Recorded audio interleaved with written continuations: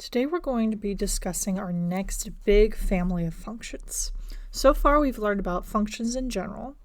We've learned about linear functions, which looks something along the lines like f of x is equal to like 2x minus 7 or something, some sort of mx plus b situation. We've learned about absolute value functions, which look like something like f of x is equal to the absolute value of x minus 2 or something, where we have these absolute value bars. And now we're learning about our next big family, exponential functions, and we'll be working with exponential functions and their inverse logarithms for a while, through the end of this unit, essentially, whenever you have your next test. So without further ado, let's go ahead and get into exponential functions here. As always, feel free to jump to a particular timestamp in this video if there is a specific topic you're wanting to know about. So let's just recognize the difference between what it means to be exponential and linear. So when we're talking about linear functions, we're talking about where there's some sort of repeated addition going on. And what I mean by that is, if you notice on this first table, our x's are going up by 1 every single time, and our y's, our f of x values, are going up by, from -1 to 1 is up 2, from 1 to 3 is up 2 again, from 3 to 5 is up 2 again, from 5 to 7 is up 2 again, and from 7 to 9 is up 2 again. So our rate of change, our change in y over change in x, change in output over change in input, is always 2 over 1, which simplifies to 2 in this case. So our total equation is y equals 2x, 2 being our slope, plus our y-intercept, which is actually given to us directly on our table, as 0, 1. So we represent repeated addition with our slope. So our slope is what we are repeatedly adding. And that is definitely not how you spell repeated. Repeatedly adding. And our y-intercept is being separately added by himself, and we can recognize that on the table as it's 0, whatever that y value is. Let's see how this next table differs. So on this next table, our x's are still going up by the same thing each time. They're still adding 1, adding 1, adding 1, etc. But if I tried to find what they're adding by each time on the y's, that changes. From 1/2 to 1 is adding 1/2. From 1 to 2 is adding 1. From 2 to 4 is adding 2. From 4 to 8 is adding 4. So this is not consistent. So instead of looking at repeated addition, here we're actually looking for some other type of pattern. What instead appears to be going on each time? It appears our y values are always multiplying by 2, because from 1/2 times 2 is 1, 1 times 2 is 2, 2 times 2 is 4, 4 times 2 is 8, 8 times 2 is 16. Now, had you not recognized that right away, you could have done the reverse operation instead in order to figure out what that multiplication factor is. So you would ask yourself, 16 divided by 8 gives me 2, and then check. Does 8 divided by 4 also give me 2? Yes, it does. Does 4 divided by 2 also give me 2? Yes, it does. Does 2 divided by 1 also give me 2? Yes, it does. Does 1 divided by 2 give me 1/2? Yes, it does. So that would have been a way, if you didn't recognize it was multiplied by 2 each time, to go ahead and write it there instead. So for the first table, when we had repeated addition, it was linear. While for the second table, because we have repeated multiplication, it's exponential. And what operation represents repeated multiplication? An exponent. So in this case, whatever it is we're multiplying by, in this case 2, is being raised to the x power to say multiply by 2 x number of times. So that is our multiplication factor, if you will. So that is what we're repeatedly multiplying by.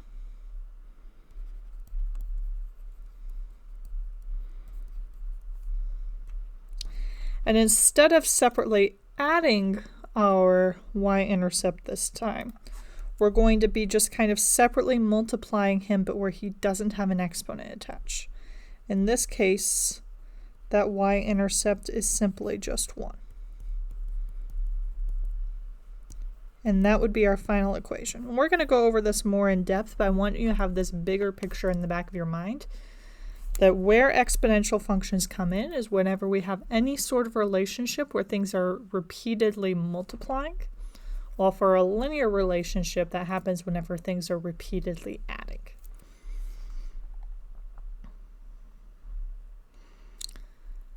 This is the same exact idea, so I want you to go ahead and pause your video and see if you can identify who's exponential and who's linear.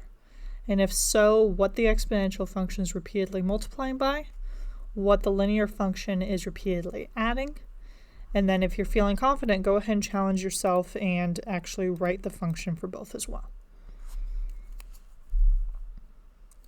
So for this first table, let's say I had no intuition on what exactly was going on here. First, I might check if it appears that there's any sort of repeated addition going on, and I might even be extra lazy and skip over the fractions for now. And I would say, okay, from 1 to 4, that adds 3, and from 4 to 16, that adds 12 already. That's not adding by the same thing each time. So then I might want to check multiplying instead. So from 1/16 to 1/4, I would multiply by 4. Which again, you could check by doing the other way around. 1/4 divided by 1/16 does give you 4. From 1/4 to 1, I multiply by 4. From 1 to 4, I multiply by 4. From 4 to 16, I multiply by 4. From 16 to 64, I multiply by 4. And again, if you can't just tell that, do 64 divided by 16, that'll give you 4. 16 divided by 4, that'll give you 4. 4 divided by 1, that'll give you 4. You can always check in the opposite direction. And our x's are indeed just going up by 1 each time, so I can go ahead and just go with that this is a pattern of repeatedly multiplying by 4. So what kind of function does that mean this is? It is exponential for that reason. And let's go ahead and try to write our equation then. So we have y equals, now we have 4 is what we're repeatedly multiplying by, so that's being raised to the x power. And then out front, what's not being raised to the x power is where you want your y-intercept. What is my y-intercept according to my table? It occurs when x is equal to 0, so in this case it's at 1/4. Because if I plug in 0 for x, anything to the 0th power is just 1, and I'd be left with that 1/4. Let's go ahead and check the other table. This time, what's the pattern going on? Now I'm repeatedly adding, because from -3 to 3, I add 6. From 3 to 9, I add 6. From 9 to 15, I add 6. From 15 to 21, add 6. From 21 to 27, I add 6. So in terms of my equation, because my x's are also going up by 1s, that means my change in y over change in x is 6 divided by 1. So I have y equals 6x plus, so what's my y-intercept this time? Happens at 0, 3. And what kind of relationship was this? It was linear. So whenever I have repeated addition, that's a linear relationship. Whatever I'm repeatedly adding is being multiplied by x, and whatever my y-intercept is being added by himself, because if I make x 0, that term entirely goes away and I'm just left with 3. For exponential, I look at what I'm repeatedly multiplying by. That number is being raised to the x power, because that tells you how many times to multiply by 4 in this case. And your y-intercept is the number being multiplied by himself, not being raised to any sort of power. You just multiply him once and then multiply by 4 a whole bunch of times in this case. Because if I plug in 0 for x, anything to the 0th power is just 1, and you'd be left with your y-intercept times 1. And let's think a little bit harder about what some of these properties of exponents really are that make this repeated multiplication work out this way. So if I say something like 4 to the third power, what does that literally mean I'm doing? That means I'm doing 4 times 4 times 4, which is 64. So that's saying multiply by 4 3 times. So like on our previous table, when x was 3, for example, that's saying the way I'm going to get 16 is I'm first going to multiply by 1/4 because that is my y-intercept. Then I'm going to multiply by 4 times 4 times 4 because that's 4 to the third power. 1/4 times 4 to the third power. 1/4 times 4 gets me 1, times another 4 gives me 4, times another 4 gives me 16, just like I would have predicted. What about anything to the 0th power? That is actually 1. So be careful that it's not 0. That's just saying in the event that I'm doing repeated multiplication, let's just not multiply by 4. We'll multiply by 4 0 times. So you're just left with a plain old 1. You've just effectively done whatever is not multiplying by anything is just multiplying it by 1 whenever you're really just saying keep the number the same. That's sort of the internal logic of that anything to the 0 is 1. What about a negative number, like -3 here? So a negative doesn't turn the result negative, actually. What it does is it makes the reciprocal. So 4 to the -3rd means 1 over 4 to the 3rd. So in this case, 1 over 64. If you notice on the previous table, when I plugged in x as -1, that didn't suddenly make the result negative. What that instead means in our equation is that we'd have 1/4 times 4 to the -1. 4 to the -1 becomes 1/4 times 1 over 4, because that'd be 1 over 4 to the first, really. I should kind of do that middle step, because you turn it into the reciprocal. So 4 is currently secretly divided by 1. And then the reciprocal, flipping the fraction on 4 over 1, becomes 1 over 4. 4 to the first power is just 4. 1/4 times 1/4 gives me 1/16. So that's where this f of x is 1/16 comes from. What gets a little bit funkier is what if I have fractions inside of that exponent? That actually becomes a root. So 4 to the 1/2 becomes the square root of 4, where really the denominator on that is sort of the power on the root. Is just that square root is the one type of root where I don't tend to write that. And the square root of 4 is saying what times itself gives me 4. In this case, that's 2. And then you can kind of combine these rules at the same time. So if I have 4 to the -1/2, the negative part changes that to a fraction. So that becomes 1 over 4 to the 1/2. And then the 1/2 part becomes a root. So that becomes 1 over the square root of 4. The square root of 4 is saying what times itself gives me 4, in this case 2. So keeping these rules in mind, is it physically possible for 4 to the something to be 0? Pause your video and go ahead and try to answer this for yourself. It is not possible, because that would be saying that I can multiply 4 by itself a certain number of times and end up with a 0. And what's the only thing that whenever I multiply something by it gives me 0? What do I have to multiply by? I have to multiply at some point by 0 itself. So this ends up not being possible, because the only way to do repeated multiplication or any multiplication and get 0 is multiplying by 0. Only way to multiply numbers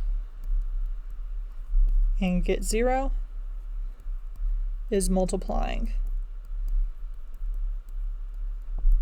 by 0. So the only way you end up with something to the x power 0 is if that something was 0 itself. Can a positive number like 4 to the x power ever equal something like -1? Also not possible.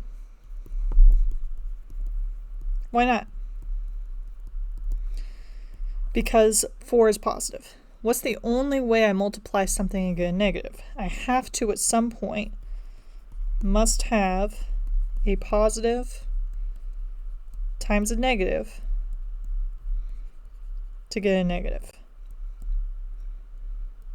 or to just start off with a negative in the first place. So the fact that 4 is positive, that's not possible either. So what we really just figured out was actually something about the range of this function. So if I have a positive number to the x power, the result has to always be strictly bigger than 0. So I actually just figured out that the range is strictly bigger than 0. And that's exactly what this is getting into more formally. So just as we mentioned earlier, this number out front is your initial value or your y-intercept. This number being raised to the x is what you are repeatedly multiplying by. And for it to be an exponential function, we always say that we're multiplying by something that is strictly bigger than 0 and is not equal to 1 itself. Because if I was multiplying by 1 repeatedly, no matter how many times I multiply by 1, that doesn't do anything. So that would not make it really much of a function. That would just be saying f of x is equal to a. For the domain, we're allowed to plug in any x value that we want. We can plug in negatives, and that just changes this into a fraction. We can plug in fractions, and that just changes it to roots. We could plug in 0, that just makes this whole thing 1. There's no numbers that we're not allowed to plug in. So the domain is all real numbers. But assuming that this y-intercept is positive, the result is always going to be positive. And if that first number is negative, because the b to the x part will always be positive, then the result is always negative. And the y-intercept always occurs, again, at that number hanging out by himself out front. So a lot of times the best way to just graph exponential functions is by plugging it in and making a table. So let's just go through how you would do that. If you weren't given this base table, I would just pick a couple of nice numbers for yourself. I would always include 0, I would always include 1, and then maybe at least one number to each side of that just to see what's going on there. So if I do 3 to the negative 3 power, for example, while a negative exponent makes this turn into a fraction, 1 over 3 to the third becomes 1 over 27. So I have a point at negative 3, 1 over 27. Similarly, if I plug in negative 2, that becomes 3 to the negative 2, 1 over 3 squared. 3 squared is 3 times 3, which is 9, so that becomes 1/9. So we have negative 2, 1/9. And for these fractions, I'm not being super precise, I'm just sort of noting 1 over 27 should be just slightly smaller than 1 over 9. 3 to the negative 1 becomes 1 over 3 to the first, which is simply 1 over 3. So again, we're just dealing with a small fraction. 3 to the 0, anything to the 0 is 1. For 3 to the first, that is simply 3. 3 to the second is 9. I'm really already sort of off the page. And 3 to the third is already more off the page because it would be way up here.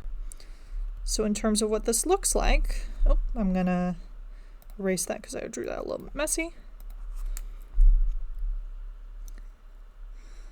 This looks roughly like this. And if you notice, as I get more and more negative, I'm just going to get smaller and smaller fractions. But I'm never going to actually cross this y-axis. So the way that we indicate that is a lot of times we draw this dashed line across the line that this approaches that never touches. And we call that an asymptote. And since he is horizontal, we specifically call him a horizontal asymptote.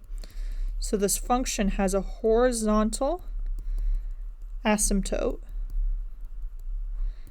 at y equals 0, since that's how I write that straight horizontal line.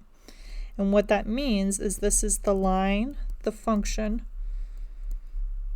approaches but does not touch. And if there are no other transformations going on that move this function up and down, like no other number being added out here, this will always be the horizontal asymptote for an exponential function. And we'll see some more examples that confirm this. And this is again just Noting that same thing here with a slightly different function, f of x is 2 to the x. You can plug in certain points. As you plug in points more and more negative, you're getting smaller and smaller fractions that approach, but do not touch this x-axis. So y equals 0 is again that horizontal asymptote. And it just says in asymptote, we're going to be able to differentiate between horizontal and vertical soon enough. So just know that that's a horizontal asymptote specifically. Here, if the thing that I'm exponentiating is a fraction, that sort of flips the function around in terms of how it looks. It flips it around over the y-axis. And keep in mind this is actually the same as one of our other transformations, because if I have g to the x is equal to 1/2 to the x power, well, 1/2 is the same thing as 2 to the negative 1. If we're thinking the other way around, if I say 2 to the negative 1, that becomes the reciprocal 1 over 2 to the first. And whenever I have an exponent of an exponent like this, that becomes 2 to the negative x. And by doing the multiplication of the negative on the x on the inside of that function here, I actually just did a reflection over the y-axis. That doesn't have to be the way that you think of it, but I did want to point out that connection. Oh, you could also just plug and chug some points in order to figure out that it looks this way. So for example, if I was to plug in -3, g of x, or g of -3, I should actually show that evaluation. So if you weren't sure how to graph something like 1/2 x, you would just actually plug in some points. So g to the -3 would be 1/2 to the -3. The negative part would make this fraction its reciprocal, so 1/2 becomes 2 to the +3. 2 to the +3 is 8. So that's how you get the point -3, 8, for example. And this is again noting that general pattern, that if you have fractions smaller than 1, that ends up reflecting this guy over that y-axis, while if you just keep that base bigger than 1, it looks the way that you would expect exponential growth to look. This one's exponential growth, the other one is exponential decay. So before we go too much further, let's just pause and make sure that we are all good identifying what is considered an exponential function versus what is not. So go ahead and pause your video and see if you can identify which of these are exponential functions and which ones are not. So this first one is an exponential function. We have the x inside the exponent. We have some other transformations happening. That's totally fine, but it is still an exponential function. In particular, it has a base that is bigger than 0, and the base does not equal 1. And the x is inside the exponent. So we are good. That's kind of the key things that you got to make sure is true. For this next one, why is this not an exponential function? Now the x is inside the base. That's dealing with a polynomial. That's something that we'll go over later, but that is not considered an exponential function. What about this next one? That one's okay. The base is still strictly positive. This is a case of where it's that exponential decay, where it looks like it's been reflected over the y-axis, but it is still an exponential function. Why is this next one not one? Because here we're exponentiating the negative. So this ends up actually looking really funky and interesting, because you're always going to be flip-flopping back and forth super rapidly between positive, negative, positive, negative, positive, negative. Because if I multiply a negative by itself an even number of times, it's positive, versus an odd number of times it's negative. So this actually, it just kind of looks funky and cool, but it's not considered an exponent because the base is negative. And the other one, the x is in the base. So that's something else. What about this one? This one's actually okay because the actual base is still positive, it's just 2. And this negative out front is actually dealing with that y-intercept. It's the same thing as multiplying by a -1 out front. So that is okay. It's just telling you the y-intercept is at, oh, I just wrote that backwards. That is an x-intercept, not a y-intercept.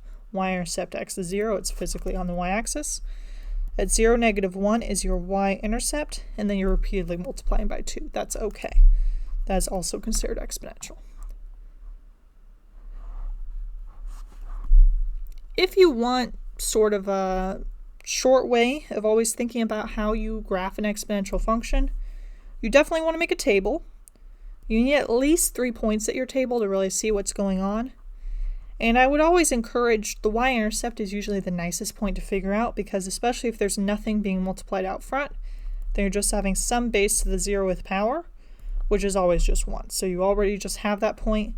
As soon as you have something out front, that makes that y-intercept at a times 1, so then it would be at 0, a instead. This is the kind of unique case where the a is equal to 1.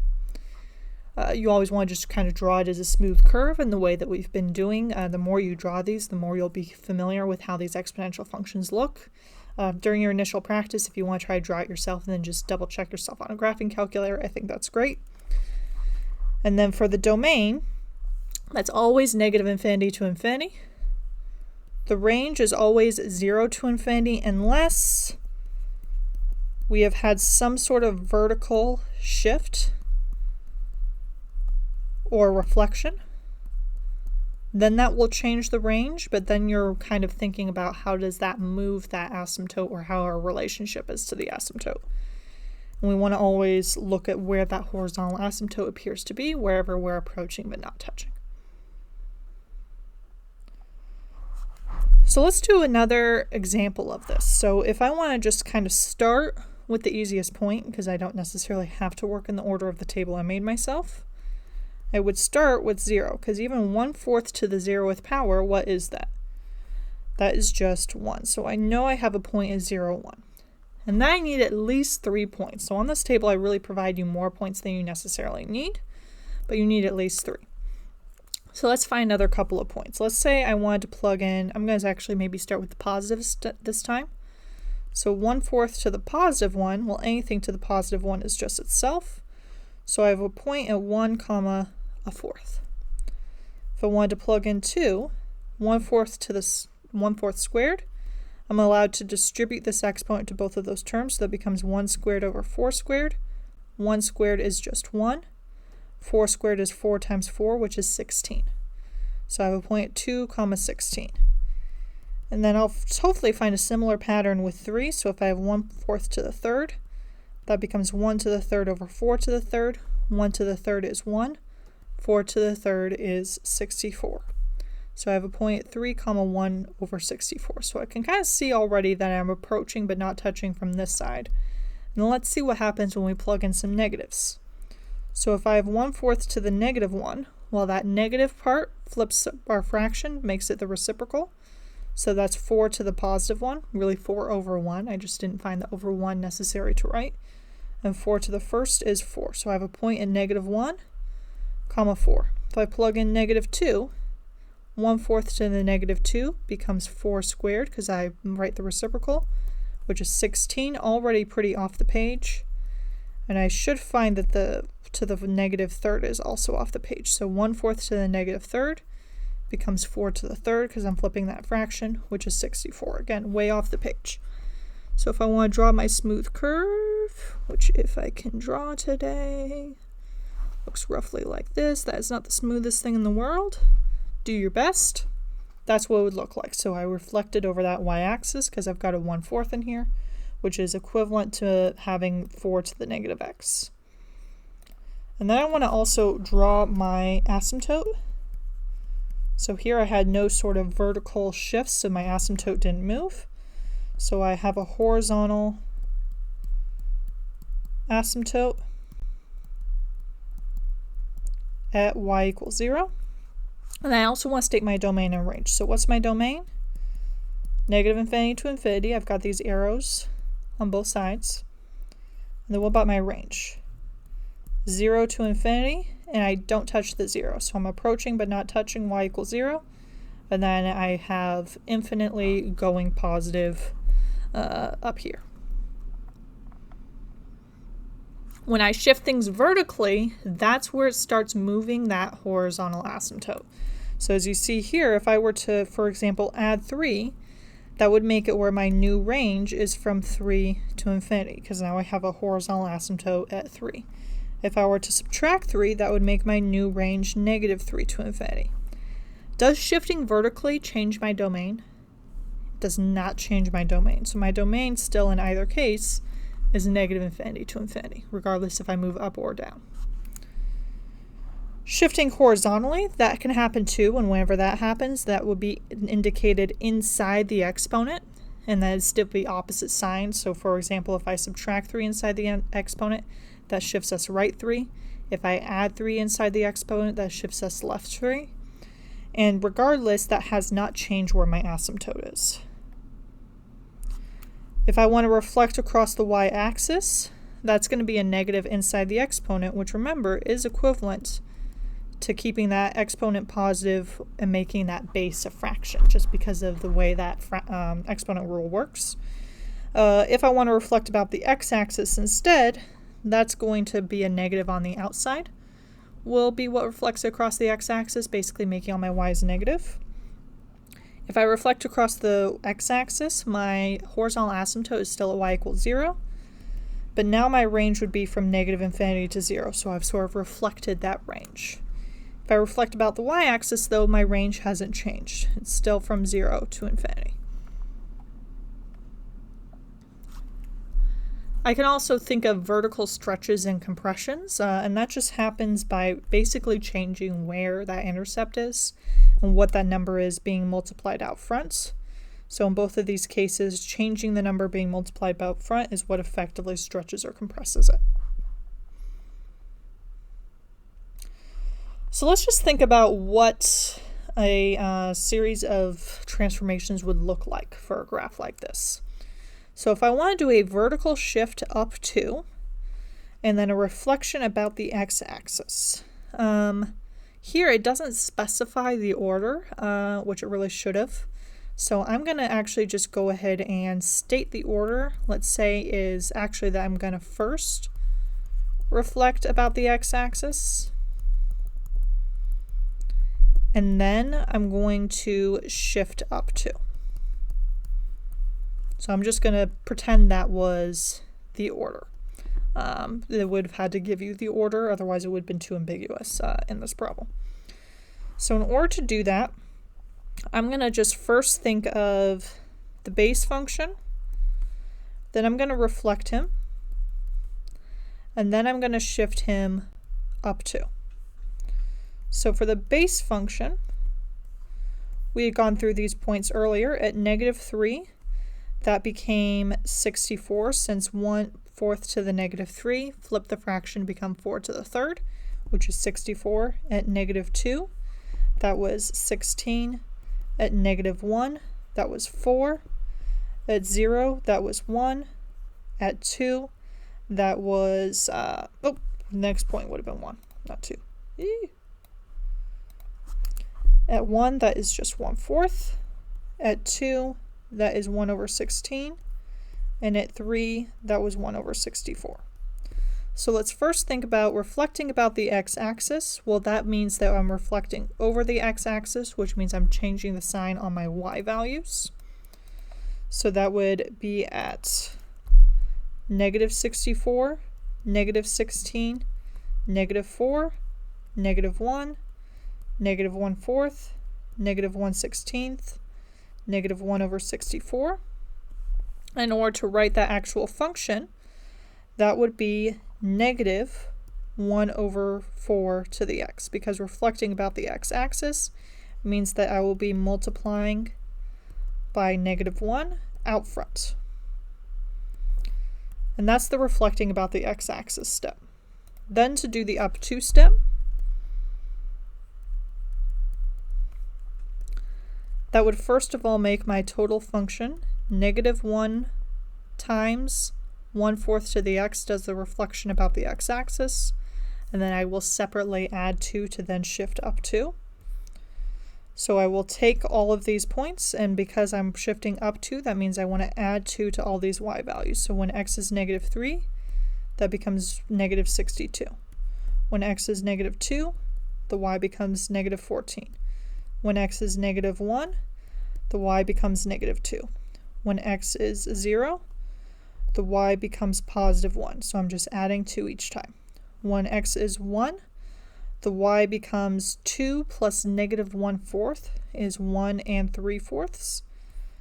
I don't normally encourage mixed numbers, but I think here, because I'm taking a positive and I'm adding a negative fraction, a mixed number is actually kind of the nicest way to think of it. When x is 2, y is 1 and 15/16, because I've taken away 1/16 from 2. And when x is 3, the y is 1 and 63/64. So let's take a look at how this looks in practice. -3 and -62, that's off the page. -2, -14, that's off the page. -1, -2 is the first point that's on the page. Then we have 0, 1. Then we have 1 and 1 3/4, 2 and 1 and 15/16, 3 and 163/64. So we're just consistently really approaching but not touching this horizontal asymptote at y equals 0. Horizontal asymptote at y equals 0. And then we can connect our points now look like this. So I had reflected first over the x-axis and shifted up 2. Maybe a good exercise on your own to see about what if I did it the other way around, how would that change where my points are, if it does change where they are, and you might find that it does change it a little bit. For the domain here, since I have arrows on both of these sides, that's just going to be from -infinity to infinity still. For the range, because I had reflected over the x-axis, it starts from -infinity all the way up to 2 as my total range, and we have parentheses on both. Now that we have a little bit more understanding of exactly how exponential functions work, I think it's worth pausing and coming back to this idea of writing exponential and linear functions. So go ahead and pause your video and see if you can go ahead and write down which of these is linear, which of these is exponential, and what their equations would be. So certainly this first table is exponential because I have repeated multiplication going on, and the second table is linear because I have repeated addition going on. Specifically in the exponential table, it appears that I am multiplying by 3 each time, which you can double check by doing the division the other way around to make sure that that's the answer that you get. In order to actually write your equation, whatever we're multiplying by each time is the number being raised to the x power. And our y-intercept, which happens to be in the second row here, but we're really knowing that because x is 0, is the number being multiplied by itself. For linear, I think I accidentally gave you the same table that we had before, but it's worth double checking you can get the same answer. We have y equals, we're repeatedly adding 6 each time, as x it just goes up by 1. So that is our slope. And then we add by ourselves the y-intercept, which in this case occurs at 3.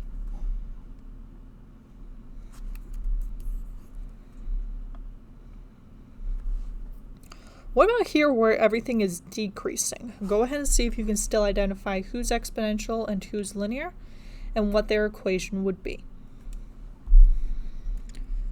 So here the first table is our exponential again because we have repeated multiplication going on, but that multiplication is multiplying by a fraction. Because if you notice, I'm dividing by 4 each time. And what fraction is equivalent to dividing by 4? Multiplying by 1/4 is the same thing. So here I have 1/4 to the x power, and then I still have whatever my y-intercept is, in this case 64, as the number being multiplied by itself.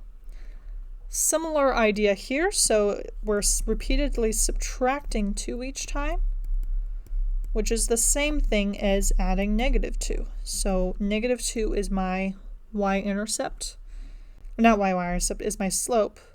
Also happens to be my y-intercept as well, though, because if you notice here, my y-intercept is also equal to -2. So this is the slope because we subtract 2 each time. And this is our y-intercept because we have the point 0, -2.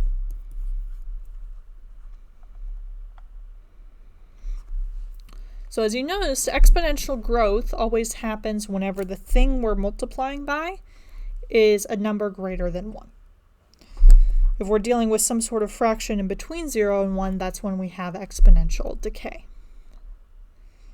So we can actually model real-world situations with that knowledge. So whatever we are repeatedly multiplying by over time, oftentimes is the case, or over whatever unit of measurement we're kind of dealing with, whatever is exponentially repeatedly multiplying, that's the number being raised to the x power. Whatever our starting point is conceptually, which is our y-intercept, that's going to be the number that's by itself. So let's take a look at an example here. So it says the population of India was about 1.25 billion in the year 2013, with an annual growth rate of about 1.2%. Model this situation, and then we want to predict the number of people that will be in India in 2031. So first of all, when we're plugging into this, what would be my starting point in this case? That would be that 1.25 billion. And just for your own sanity, I would just make your units in billions here. And then we want to figure out what we're repeatedly multiplying by. Well, you don't want to just put in 1.2 directly. What you want to think is that conceptually, we have 100% of the population plus the 1.2% each year. That's really what I'm multiplying by each time. So we really have 101.2% is what I'm multiplying by every single year. And the reason why we model this with repeated multiplication is if you just sort of think about how humans work, right? If myself and another person have 2 kids, and each of those kids has 2 kids. Let me actually draw this. So if I and another person have 2 kids, and each of those kids has 2 kids, and each of those kids has 2 kids, and each of those kids has 2 kids, etc., etc., etc., you find yourself repeatedly multiplying by each time. That's why population growth in particular is often modeled exponentially, because as you get just more and more people all having more and more babies, it exponentially grows. And we want to make sure whenever we're dealing with, while we think in terms of percents, remember a percent by definition is a fraction over 100. So you can either know that we're going to change this by moving the decimal place over 2 places, or you can go into another tab on your computer, which we're going to need this calculator here in a moment, and you can use a calculator to figure out that 102, let's see, this is not showing up on the page. There we go. So if we have 102, what was it, 0.2 divided by 100. This is a foolproof way that you can always change percents to decimals on your calculator. Is a percent by definition is a fraction out of 100. So you take the percentage that you're dealing with here and you divide it by 100. Or 101.2, sorry. 101.2. So 1.012 is what I am wanting to use each time here. So we did all that to know that that really means that this thing I'm repeatedly multiplying by each time is 1.012, all to the t power. To represent the 1 comes from the fact I just keep my population base. Then the 1.2%, the 0.012, is to represent that growth. So this is our model for population growth in India in terms of billions, where t, it doesn't just represent the year. What does it actually represent? Represents time since 2013. So if we want to predict the population in 2031, we have to remember that we're really going to use for time is how many years since 2013 is 2031. So that would be 28 years, I believe, because 2013 plus 7 gives you 2022, plus another 10 gives you 2030, plus 1. Yep. Oh, that would be actually 18 years, not 28. Ugh. Mental math mistake here. 18 years between 2031 and 2013. That's exactly what we want to plug into t in order to find what the population of India will be in 2031. So we're going to plug in f of 18 is 1.25 times 1.012 to the 18th power. If you were on a no calculator portion of an exam, you would just stop there because that is not something that is worth multiplying out by hand, and that would probably, I mean, you could do it. It would just take a really long time because you would have to multiply 1.012 by itself 18 times.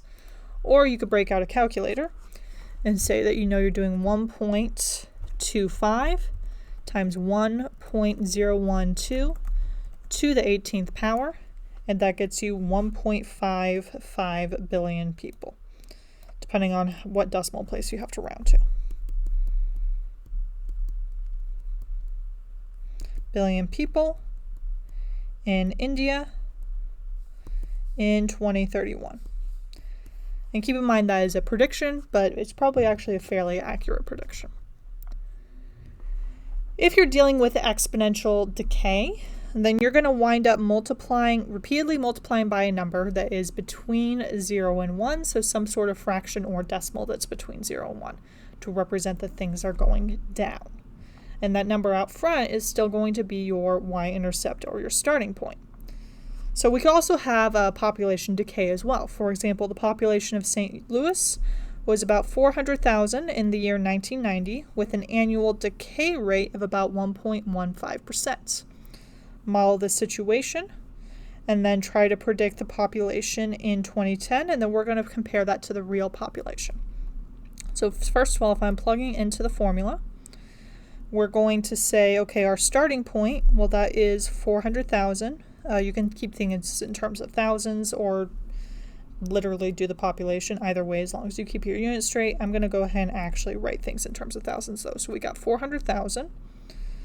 And then we need to figure out what we're repeatedly multiplying by. So if we have a decay rate of 1.15%, that means I'm doing 100% minus 1.15%. So I start with my base of 100% of people, and then I subtract 1.15% each year.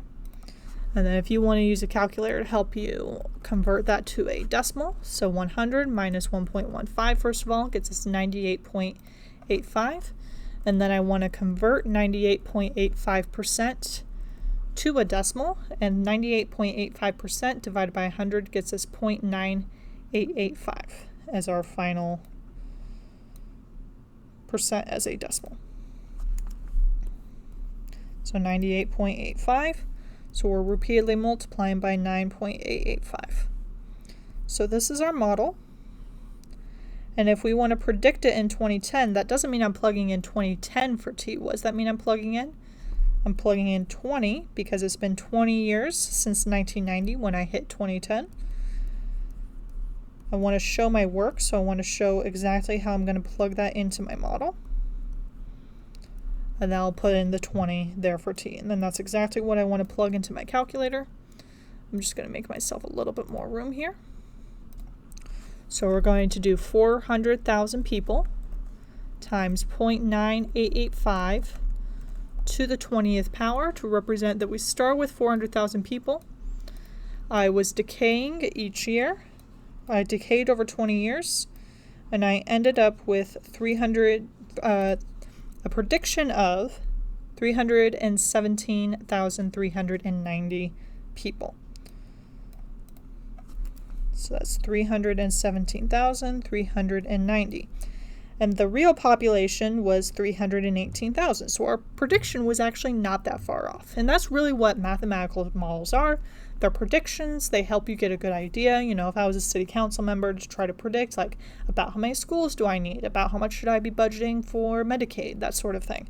And it gives me a good ballpark, even though it's never going to be precise because the real world is messier than mathematical models. But mathematical models give you a good idea and give you more information than nothing. and that was people in St. Louis in 2010. As always, oh, I almost thought we were at the, no, we also have compound interest and, so there's another kind of real exponential model that we can use specifically when we're talking about money. So a lot of times, like, this type of exponential model is really helpful for things like population growth. We also can talk about how does money work, which is hopefully something that you care about. So if we have compound interest, let's talk about like how interest works in a bank, for example. And if it is compounded at specific points in time, and by compounded means that, like, if you have $100, you earn some interest and have $101. If it compounds each month, if you now have $101 at the beginning of your month now, instead of earning additional interest on that 100, we're now earning additional interest on that 101. So it works a little bit differently than our previous model that would always consider 100 to be your current starting point. Now that current starting point is sort of dynamic over time. And if we're using this compound interest formula, it's saying that I'm going to, at a particular point in time, n number of times per year, I'm going to recalculate that starting point. In this particular formula, if we're just kind of labeling all of this, P would be your initial starting point, kind of before you've started earning any interest or anything like that. That's your initial starting point, often called the principal, which I think this is actually the other form of principal. I think that is a typo. I should double check that on Google. One of those forms of principal. I'm not an English teacher. And then N is the number of times it compounds each year. It compounds each, well, I say year, oftentimes a year. Theoretically, they could give you some sort of other unit time, but typically year. R is your interest as a decimal. Here, because the plus 100% is already accounted for with this plus 1, you don't have to worry about that. You just go ahead and convert that rate to a decimal. And then T is the amount of time. So typically with these formula, I like to go ahead and like label all of these, see what information I have, and see what information I'm already still starting for. So even before I do the problem, I'm just going to write down my general formula. So it's our principal, 1 plus rate over n to the nt.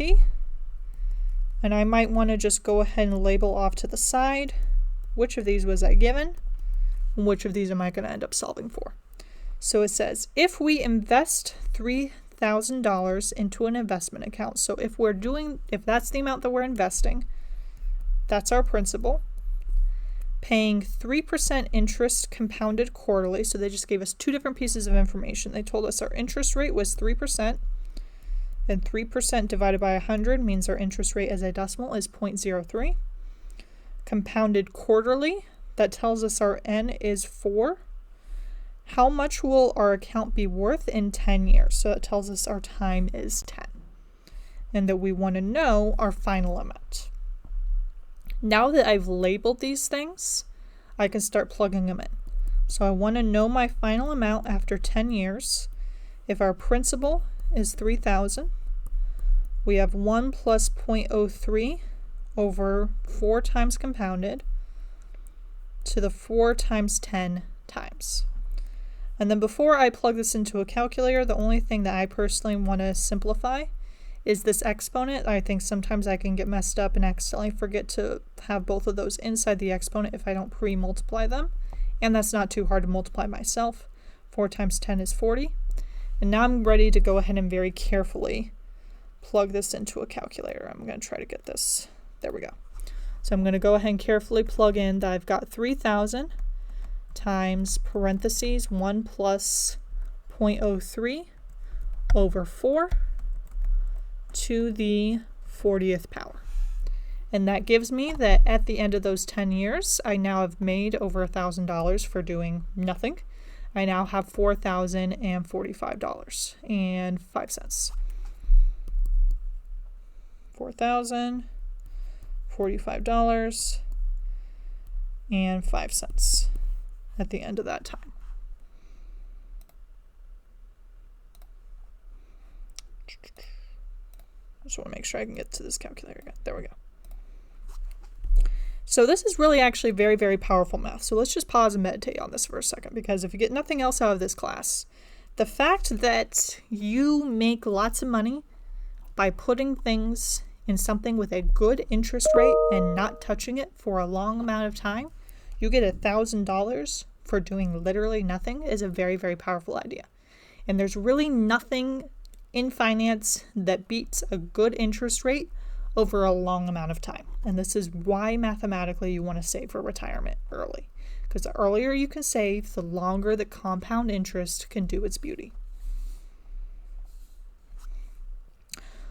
And this is an even better illustration of this. So I want you to go ahead and pause this video and try to do this yourself.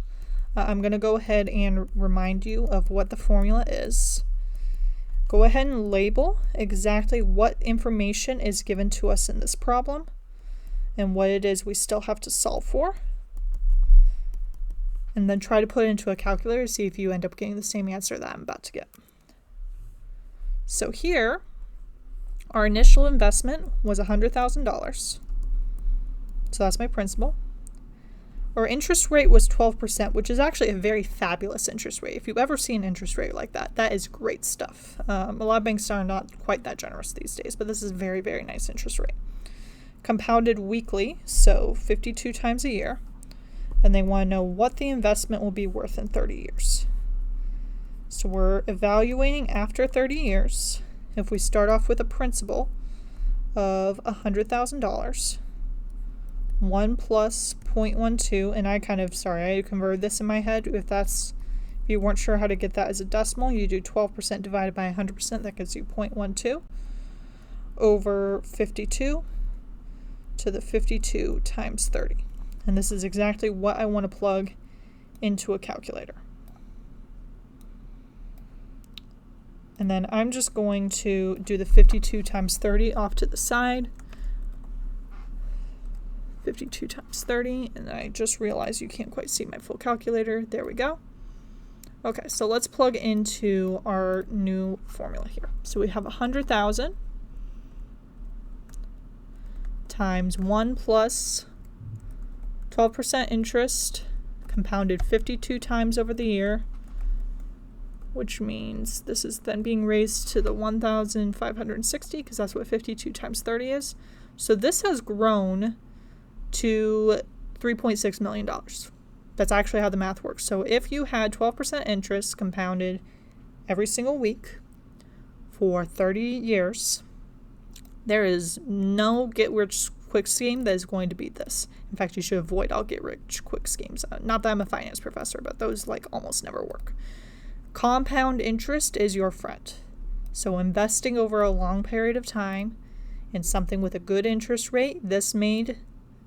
you only invested $100,000, which granted is a lot of money, and now you have $3.6 million. So this is $3.6 million. $3.6 million. That's a lot of money. So repeated multiplication adds up quickly, is the short of this. It's very, very, very, very powerful to have that repeated multiplication. Now, if you make it where you're just continuously compounding every single millisecond, this approaches this number known as E. So what does it mean to be compounding every single millisecond? So if I think of 1 plus 1 over n to the n power, I'm going to add a slider on what n is. And we're going to make that 0 to 1,000. So as, kind of pay attention to this number here. So as n gets bigger and bigger and bigger and bigger and bigger and bigger and bigger, this approaches this 2.7 point blah, blah, blah, blah, blah number, which is what E is. This is what this is approaching. So E represents that you are continuously compounding every single millisecond, essentially. And by compounding, meaning that you're reevaluating what that starting point is based on your new amount that you now have, essentially. So we're reevaluating how much interest you're going to earn in your bank account based on what's currently in your account, because what's currently in your account has increased because you've earned more interest. So this is approximately 2.7, and yet we represent that with an E, which is about 2.7 point blah, blah, blah, blah, blah, blah. This is a number like pi that's considered transcendental, which means that we can't actually write it as a definite decimal. It is an idea of something we are approaching. So pi is the number you approach as you do the circumference divided by the diameter of a circle, 3.14, blah, blah, blah, blah, blah. We can set up the ratio, and we can never actually find the literal number. Here we can set up the limit, and we can't actually find the literal number. We can kind of keep on getting closer and closer and closer as we make this number n bigger and bigger and bigger and bigger and bigger, but we can't actually quite calculate it. So we represent it with E. And if you have something continuously compounding, meaning every single millisecond we are reevaluating that starting point, that's represented with this formula. You may have also seen this as PERT. It's the same exact idea. It's just, do I call that starting point A or P? That's all it is. You may also see it as an A naught e to the RT. Same idea. However you want to call that starting point. I'm actually usually probably going to use this A naught language in this class, but everybody kind of gets used to a different labeling for that first starting point, kind of depending on their discipline. Just whatever that is, that number by itself not being taken to the E to the R something, that's what you want to consider your starting point. So we have an initial value, we have a growth rate, and if it is decaying, make it negative, and we have an amount of time. So there's sort of fewer variables to keep track of this time. And then we, again, kind of plug and chug in the same way we were before. And again, if it's growing, make R positive. If it's decaying, make R negative. So let's label our general formula first. Again, you can call this A naught P if you prefer. And then let's figure out what information we have and how we're going to plug it in.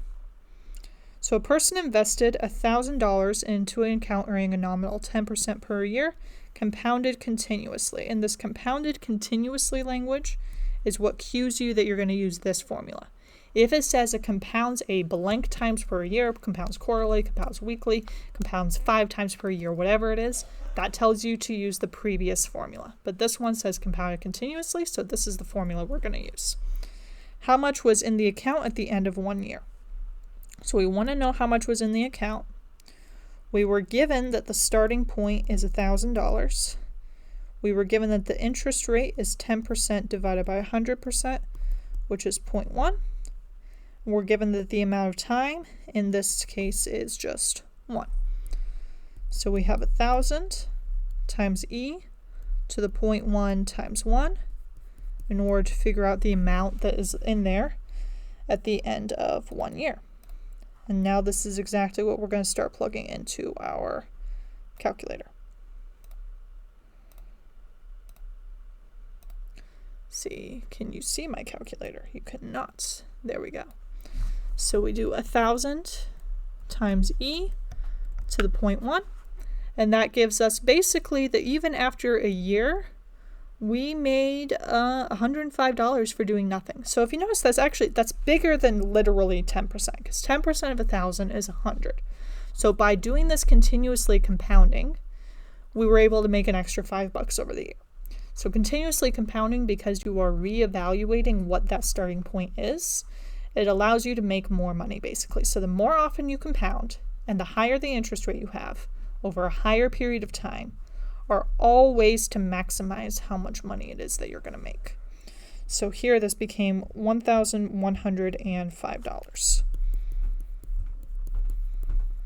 Again, for just doing nothing with your money and letting it sit in an account that makes money. This is why people say that if you just keep stuff in a, in a bank account that earns no interest, in a way you're losing money because you could be keeping it in a bank account that earns interest or in something that earns interest. Earning interest is making money for just letting things sit there, which is how a retirement plan works. The earlier you can save for retirement, the better off you will be.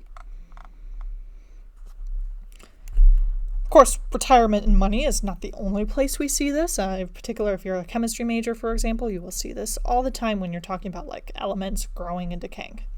So in this case, radon-222 decays at a continuous rate. So this continuous rate cues you that you're going to be using this formula of 17.3% per day. How much will 100 milligrams of radon-222 decay in 3 days? So let's go ahead and label what information we have this time. So we still want to know our final amount. We're given that our initial amount is 100 milligrams. Our rate is it's now decaying, so we're minus 0.713. And our unit of time is 3 days. So we want to figure out the amount after 3 days of 100 milligrams of radon, e to the negative 0.173 times 3. And that is exactly what I want to very carefully plug into a calculator. So we have 100 times e. I'm going to use parentheses because I'm going to do the multiplication up here this time. 0.173 times 3. And that's a negative 0.173, so now we have 59.5 milligrams of that radon left. So it's decaying pretty quickly. And a lot of times in chemistry, you'll care about a half-life in particular. That's something we're going to go over later, which is knowing when will there be exactly half of this left, for example. This was definitely a very meaty lesson, so I really encourage you to go back in your textbook and read over some of those notes and take active notes out of the textbook, look at some further examples, and please also be sure to ask your professor if you have other questions as well.